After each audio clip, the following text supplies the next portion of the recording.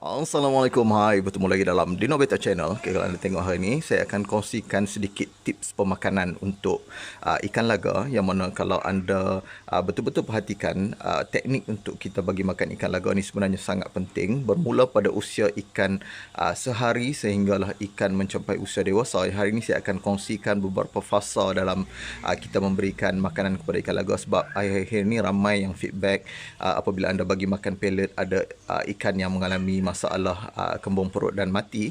Jadi hari ini saya akan cuba kongsikan tips yang mungkin boleh membantu anda. Okey, ini adalah daripada teknik yang saya gunakan. Mungkin breeder-breeder yang lain mempunyai teknik-teknik tertentu yang mungkin lebih baik untuk anda tiru, tetapi ini adalah teknik yang saya gunakan sebab rata-rata ikan yang berada di farm saya ni, okey, ada yang sudah mencapai usia 1 tahun 4 bulan sehingga 1 tahun setengah, yang saya akan tunjukkan kepada anda nanti contoh ikan-ikan tersebut yang masih aktif, okey, akibat daripada pemberian makanan yang betul. InsyaAllah, jom kita sama-sama tengok.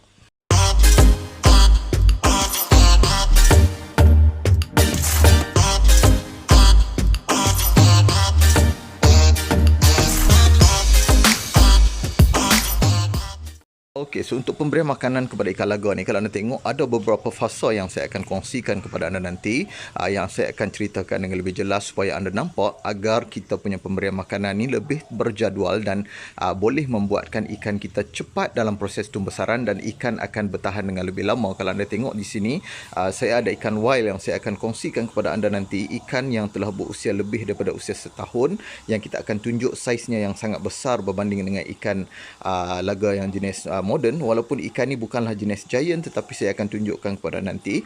Rata-rata yang datang ke sini memang agak teruja dan terkejut melihat saiz Smardina yang ada di sini. Okey, kalau anda tengok di sini, okey, ikan yang kita jar juga perlu mengikut usia ikan yang telah kita pilih, okey, sesuai untuk kita jar, dan pemakanan yang sesuai disebabkan oleh bekas yang terlalu kecil untuk kita berikan makanan yang berlebihan agak kurang sesuai. Nanti saya akan tunjukkan bagaimana kita nak lakukan proses untuk memberi makan kepada ikan yang ada dalam jar ni. Dan juga kalau anda tengok ikan yang ada dalam spawn ni, memang kalau anda tengok rata-rata ikan ni akan berada di hujung bahagian ni apabila melihat kita di sini, sebab kita dah latih ikan ni setiap pagi kita beri makan. Jadi ikan dah mula jinak dan ikan akan sentiasa menunggu makanan yang kita nak berikan kepada ikan. Jadi kadar pemberian makanan dalam tempoh sehari, berapa kali yang perlu anda beri makan, saya akan kongsikan sekejap lagi dalam lakaran yang telah saya buat mengikut jadual yang akan kita berikan kepada ikan kita mengikut usia.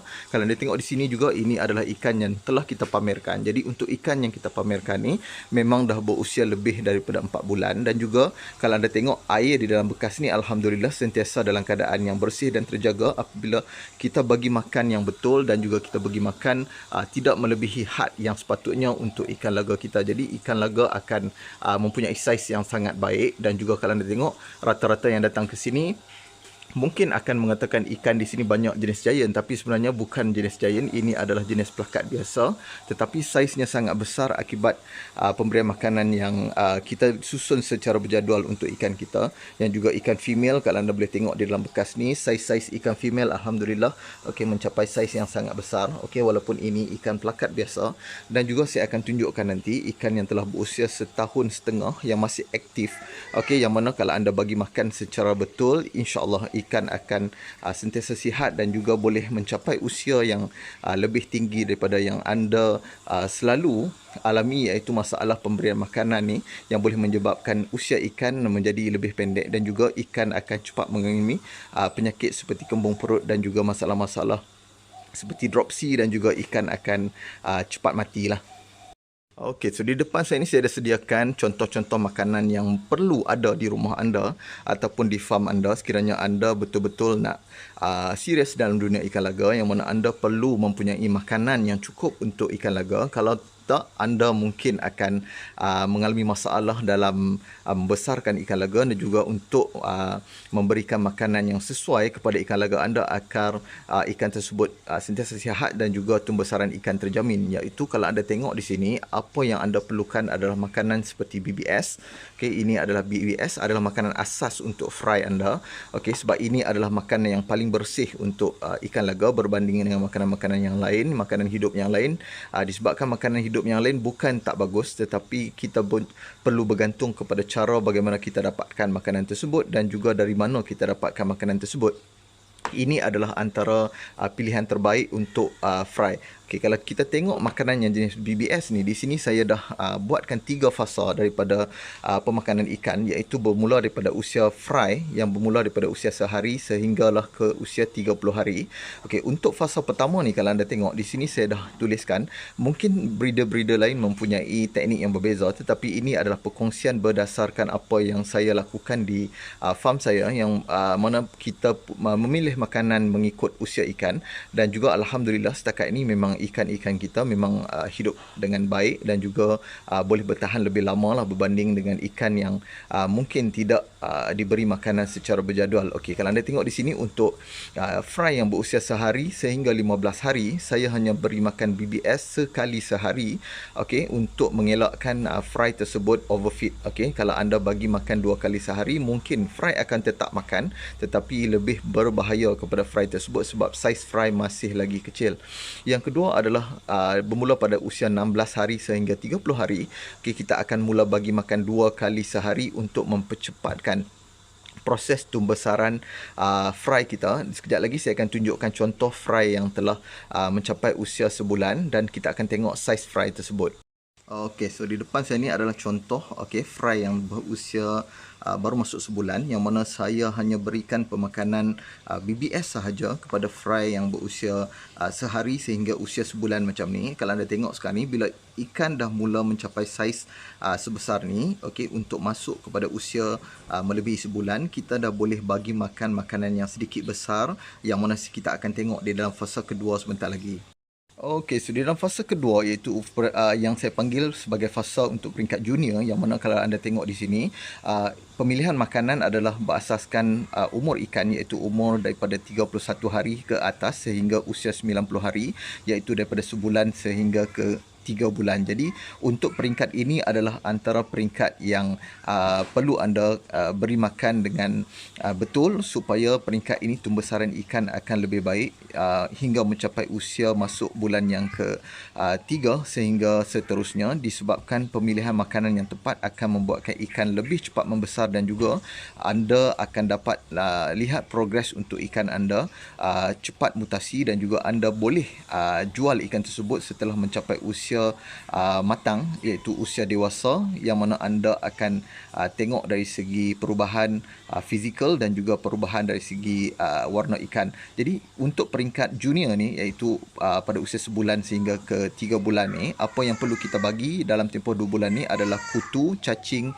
dan juga pellet. Jadi anda perlu pilih makanan antara kutu, cacing dan juga pellet ni. Anda boleh bagi makan sebanyak 2 kali sehari, disebabkan kalau anda tengok, anda bagi makan 2 kali sehari ini adalah untuk membantu proses tumbesaran ikan yang akan mencapai usia dewasa. Jadi untuk tempoh ni perut ikan masih lagi baik dalam proses pencernaan dan juga memproses makanan. Jadi kalau anda tengok di sini, apa yang ada di farm kita ni adalah kita memang kena ada bekalan kutu yang sentiasa ada di farm, iaitu kita hasilkan kutu frozen. Walaupun kita tak ada sepanjang hari kutu hidup, tetapi kita masih ada bekalan kutu frozen. Kalau anda ada bekalan kutu hidup, itu adalah lebih baik. Dan juga kalau anda tengok di sana, memang saya ada sediakan setiap hari cacing to be facts untuk kita punya ikan, sebab cacing dan juga kutu air ni mempunyai kadar protein yang sangat tinggi, tetapi anda perlu hati-hati kerana kalau anda bagi secara berlebihan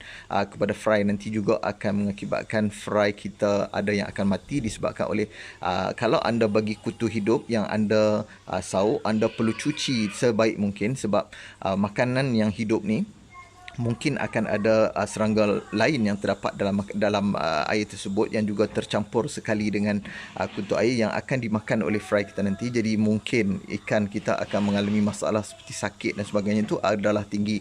Itu adalah untuk kutu dan juga cacing. Tetapi untuk pellet, anda perlu tengok pellet yang sesuai, yang mana kalau anda tengok di depan saya ini adalah pellet high protein, 48% protein yang kita pilih. Ini adalah satu-satunya makanan yang memang saya gunakan di sini berunsurkan pellet. Okey, kalau anda tengok saiz ni lebih kurang 003. Okey, pellet ni memang saiznya sesuai untuk ikan yang bermula daripada usia sebulan sehinggalah berusia setahun lebih, memang sesuai untuk makan pellet ni. Jadi kalau anda tengok di sini, kenapa saya bagi 2 kali sehari adalah untuk membantu proses tumbesaran ikan. Ini adalah contoh yang akan kita berikan kepada ikan kita apabila mencapai usia 31 hari sehingga 90 hari. Okey, so di dalam bekas ni, ini adalah ikan yang dah masuk usia nak mencapai 3 bulan. Yang mana kalau anda tengok rata-rata di dalam bekas ni, ikan dah mencapai saiz yang sangat baik untuk kita lakukan proses jar nanti. Dan juga pemilihan ikan untuk kita buat grade dan juga kita asingkan daripada bekas ni lah. Jadi untuk pemakanan bagi ikan yang berusia 3 bulan seperti ini, bermula daripada usia sebulan yang dahulu, kita akan bagi makan selama sebanyak 2 kali sehari, iaitu pada waktu pagi dan juga waktu petang. Jadi pemilihan makanan di sini, apa yang saya buat adalah pada waktu pagi saya akan bagi makan pellet. Okey, bila kita bagi makan pellet kepada ikan, ikan akan lebih jinak dan ikan akan mula berkumpul seperti ini untuk mendapatkan makanan. Itu adalah antara tips untuk menjinakkan ikan laga kita lah. Itu yang pertama. Yang keduanya, kalau anda nak percepatkan proses tumbesaran, pada waktu petang anda perlu bagi makanan hidup, sama ada anda nak bagi kutu ataupun tubifex. Jadi di sini saya lebihkan kepada pemakanan iaitu kutu air frozen, kita akan bagi pada waktu petang. Dan juga kalau anda tengok di sini ada bekas untuk kita masukkan tubifex. Apabila kita masukkan tubifex dalam bekas ni, okey, ikan tak akan makan secara berterusan, sebaliknya ikan hanya akan makan tubifex yang keluar daripada bahagian tube kita ni. Okey, kalau anda tengok di bahagian lubang-lubang ni, tubifex akan keluar di sini dan ikan akan mula makan mengikut kuantiti yang keluar daripada bahagian lubang tersebut. Jadi saiz ikan akan lebih sekata dan juga tumbesaran ikan akan cepat membesar kalau anda beri makan 2 kali sehari, iaitu pada waktu pagi dan juga pada waktu petang. Dan juga kalau anda tengok rata-rata kalau anda yang mungkin bangun seawal pagi, iaitu pukul 5 ataupun pukul 6 pagi, anda akan dapat lihat ikan-ikan ini akan mula mencari makanan. Jadi seawal mungkin kalau anda boleh bagi makan kepada ikan anda perlu bagi makan pada waktu tersebut. Okey, so untuk seterusnya, peringkat yang terakhir adalah peringkat yang ketiga, fasa ketiga untuk pemberian makanan kepada ikan. Ini adalah peringkat terakhir yang mana peringkat yang paling sensitif untuk ikan laga anda. Jadi kebanyakan anda yang mungkin membeli ikan laga daripada mana-mana farm ataupun mana-mana seller ikan laga, anda perlu tanya berapakah usia ikan tersebut. Jadi selalunya orang akan menjual ikan pada usia 3 bulan ke atas. Jadi untuk ikan yang telah mencapai usia 3 bulan ke atas, nasihat saya anda perlu bagi makan sekali sehari sudah mencukupi untuk ikan tersebut. Kalau anda bagi 2 kali sehari, mungkin anda akan eksposkan ikan tersebut kepada penyakit dengan lebih cepat. Sebab kalau anda bagi makanan yang berunsurkan makanan hidup, mungkin anda perlu teliti daripada segi kualiti makanan yang anda beri, iaitu kebersihan kutu dan juga cacing tersebut. Tetapi cacing ni memang kalau boleh saya nak minta untuk anda elakkan beri kepada ikan yang berusia 3 bulan ke atas. Kenapa?